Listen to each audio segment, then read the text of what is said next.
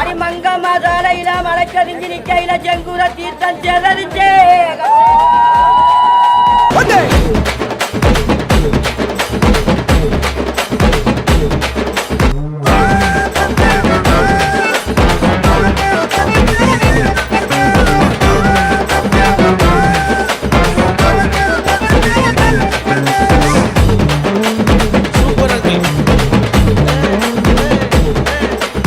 முறுக்கு மீசை ஆக்ரோஷ சாமிகளுக்கு படையிலிடும் பாரி வேட்டை. புல்லணி ஐயனாருக்கும் கருப்பனுக்கும் அடிக்கப்பட்ட 29 கிடாக்கள். பனை ஓலையில் படையல் பகிர்வு.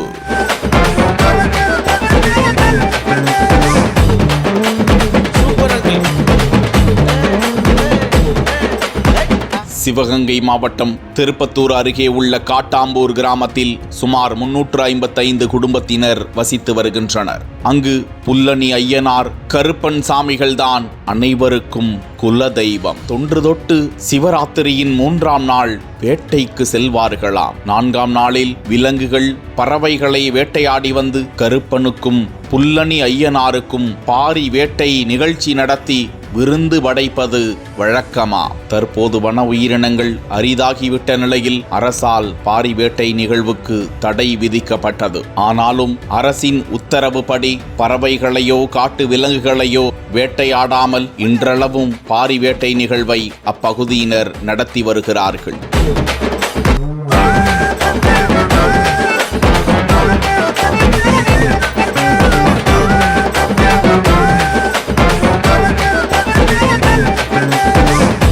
தொடர்ந்து 4வது நாள் ஊர் மந்தையில் இருந்து பெண்களின் குலவை பாட்டை கேட்டுக்கொண்டே கிளம்பிய கிராமத்தார்கள் காடு வயல் கண்மாய் வழியாக புல்லணி ஐயனார் கோவிலுக்கு ஊர்வலமாக வந்தனர். அந்த கிராமத்தைச் சேர்ந்த சில இளைஞர்கள் வெளிநாட்டில் வேலை செய்யும் நிலையில் அவர்களது காணிக்கையின்படி அந்த ஊர் மக்களிடமிருந்து பாரி வேட்டைக்காக காணிக்கையாக வசூல் செய்யப்பட்டதில் இருந்து 29 கிடாய்களை கருப்பனுக்கும் ஐயனாருக்கும் அடித்தனர். தொடர்ந்து கிடாய் கறிகள் 325 பங்குகளாக பிரிக்கப்பட்டு ஒவ்வொரு குடும்பத்தினரையும் அழைத்து பனை ஓலையில் பட்டை செய்து அதில் வைத்து பழமை மாறாமலும் பாரி வேட்டையை போற்றும் வண்ணமும் ஆட்டுக்கறிகளை புள்ளி வாரியாக பகிர்ந்து கொடுத்தனர். அங்கிருந்து பகிர்ந்து கொண்டே கறிகளை பழமையான பாதையில் கிராமத்திற்கு கொண்டு சென்று வழிநெடுகிலும் கிராம பெண்கள் ஆரத்தி எடுத்து திருநீரிட்டு வரவேற்க கருப்பர் கோவிலில் வழிபாடு நடத்திவிட்டு அந்த கறிகளை வீட்டிற்கு எடுத்து சென்று சமைத்து வயிறார சாப்பிட்டனர். அரசு தடை விதித்திருந்த போதிலும் பாரம்பரியமாக கடைபிடிக்கப்பட்டு வந்த பாரி வேட்டையை பாதுகாப்போடு அரசின் விதிமுறைகளுக்கு உட்பட்டு இன்றளவும் கடைபிடித்து வரும் அந்த கிராமத்தினருக்கு பாராட்டுக்கள் குவிந்து வருகின்றன.